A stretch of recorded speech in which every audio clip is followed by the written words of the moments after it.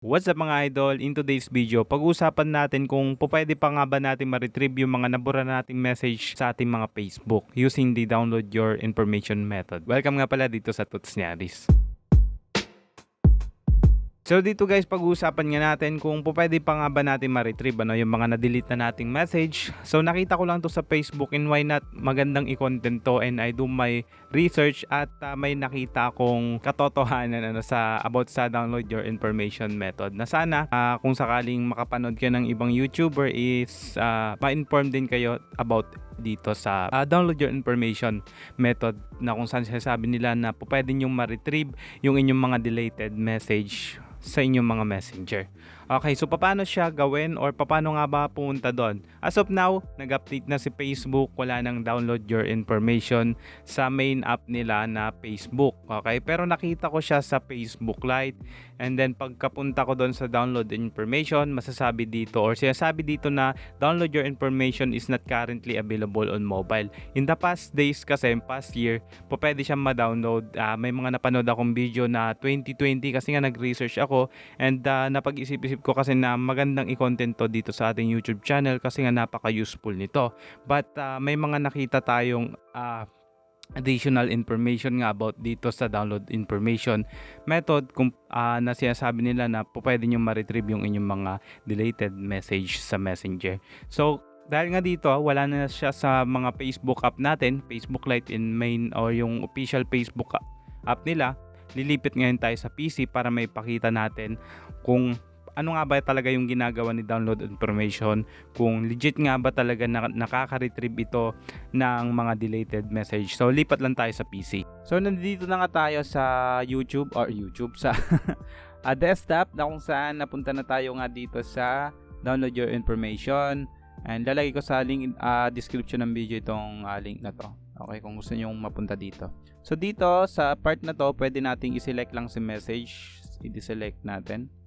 So pagka na-deselect nyo, select nyo lang si message, and ganito rin yung mga process na napanood ko sa YouTube, kaya lang nasa mga Facebook app sila sa ating mga smartphone. Pero sa ngayon, yung update nga ng Facebook is wala na sila sa feature ng mga app ng Facebook, nasa PC version na lang sila. So dito pwede tayo mag-select date kung ano yung mga messages na gusto nating ma-download, and then create file. After ma-create mo ng file, magna-notify sa'yo na pwede mo nang i-download. Pwede mong ma-download, pwede mo siyang ma-view using a HTML viewer. Ngayon, legit nga ba na nakaka-retrieve tayo ng mga deleted message gamit lamang ang download your information?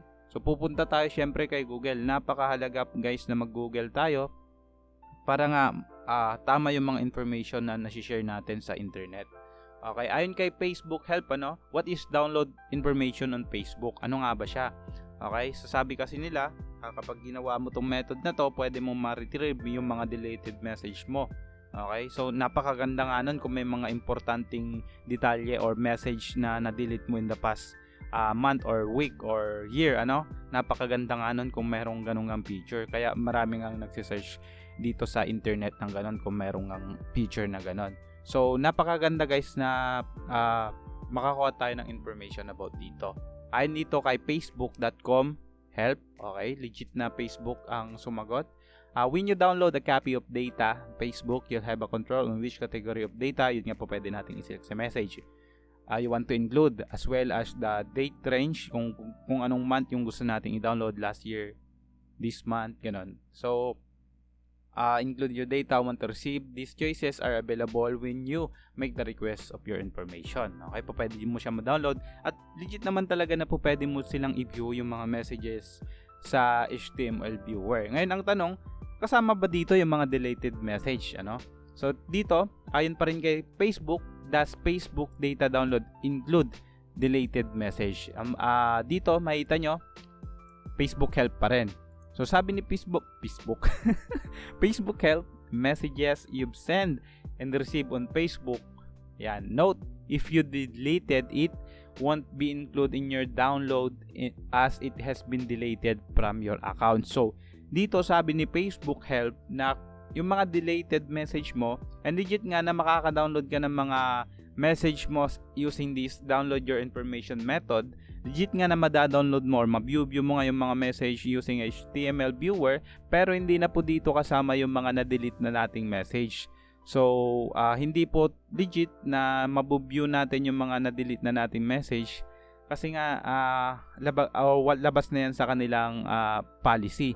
So, dito mababasa natin ulit dito, are deleted message on Messenger gone forever?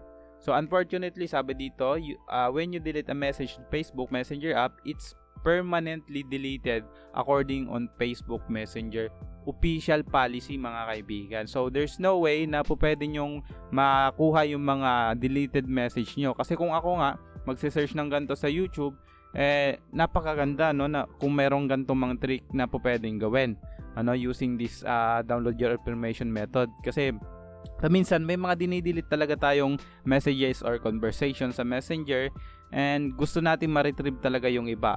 Personally ako, meron mga messages talaga ako na gusto ko pang ma-retrieve but hindi na po pwede. Kaya sa tulong ng YouTube, nag-search ako and then nakita ko tong gantong klaseng yung mga video na ganito and nag-search nga tayo and ayon nga mismo kay Facebook, itong download your information method ay hindi nakasali dito yung mga deleted message. So, X po yung mga nagsasabi na mariretrieve mo pa yung mga deleted message using this download your information method. So, sana naliwanagan kayo sa video natin ngayon na to. I'm sorry but hindi po gagana ito para ma-retrieve nyo yung mga deleted message using this download your information feature ni Facebook, mga kaibigan. So sana maliwanag sa inyo, mga kaibigan, at sana kapag ka po tayo ay nagsisearch sa internet, make sure lang po na mag-search din po tayo sa sarili natin para makita natin kung totoo nga ba